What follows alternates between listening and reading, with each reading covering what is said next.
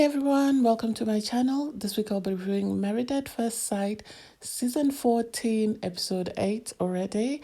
In this episode, the couples have friends and family come over and sort of entertain them, and then later on they have a mixer where all the couples meet up, and we get to see Chris and Alicia tell everybody that they're getting a divorce. So here we go. I'll start off with Chris and Alicia. Chris and Alicia, in my opinion, I think Alicia is, I don't know what word to use, maybe a bit delusional, or maybe she hasn't had anyone tell her no, or anyone who's honest with her. In my opinion, that's my opinion. I think she needs a friend like Jasmina, who one of her friends was very honest with her and told her that, these are your weaknesses. And I think that's the sort of friend that she needs, because Chris told his mom that, he wanted to get a divorce. And I laughed because his mom said, she wanted 5 minutes of fame. And I think it's very disheartening that he made a lot of effort. He really tried, but it didn't get him anywhere. And there are, in previous seasons, where people really tried to make their marriages work.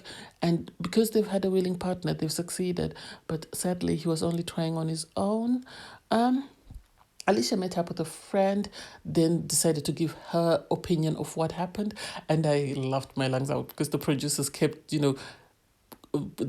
showing clips contradicting whatever she was saying. She did say she's thinking of going to Texas as a joke to look for her cowboy. I think it's sad. It's really sad.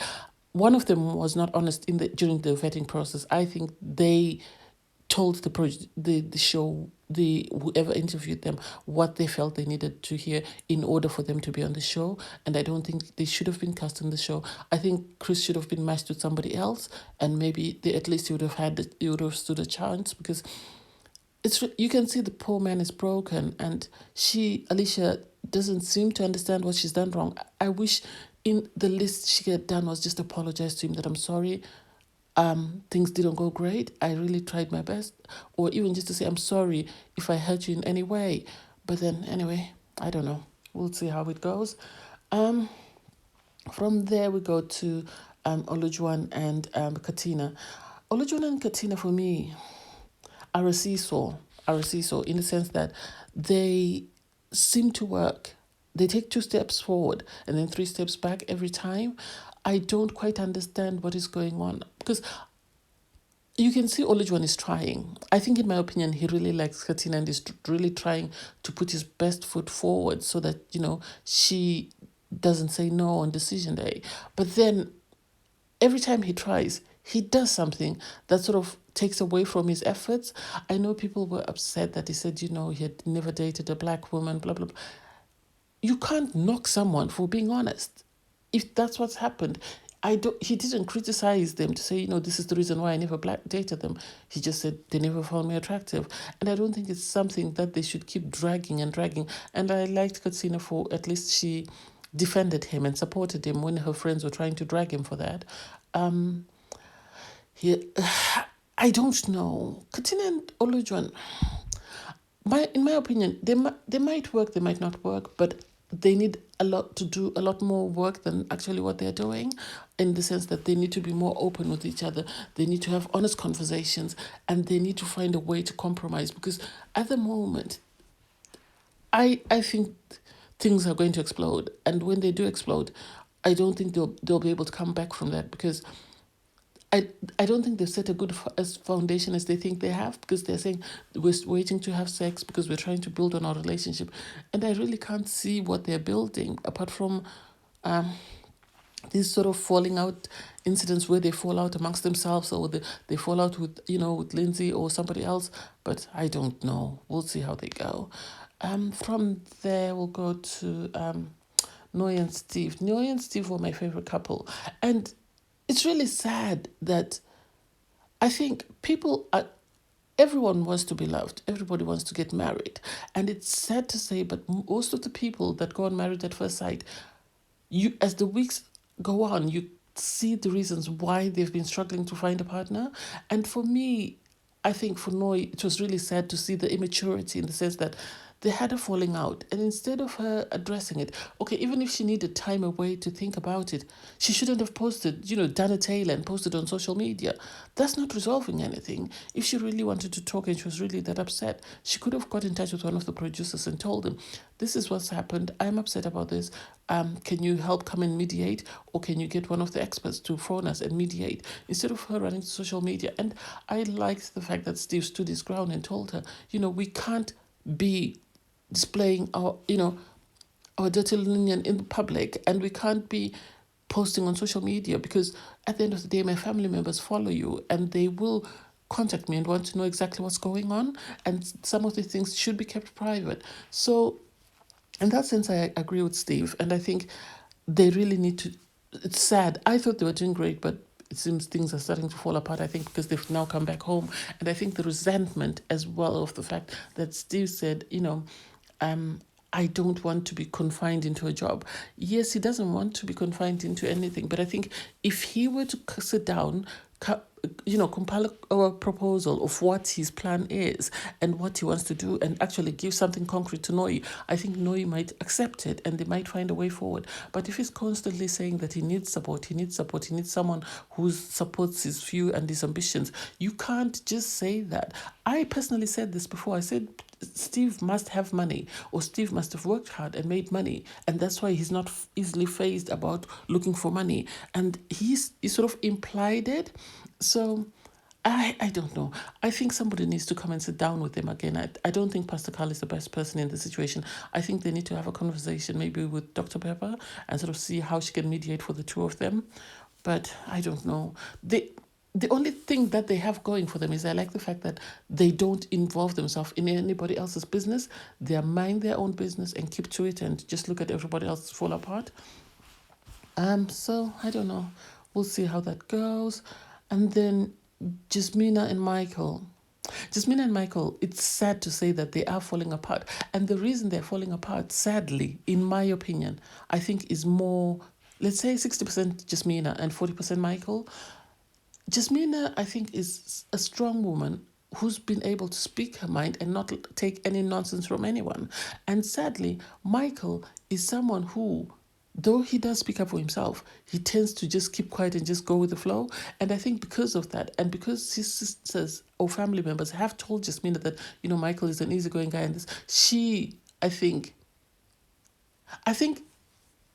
they wouldn't have any problems if their marriage was, I'm trying to think of couples in previous seasons, because you find with most of the couples that are successful married at first sight, in my opinion, is whereby one partner is just the quiet one and the other partner just sort of bulldozes them and gets them to get along with whatever the partner is deciding. So for example, let's say like I'm trying to think. Let's say Jamie and Doug, and if Jamie says this is what we're doing, and Doug says okay, fine, that's fine, that's fine.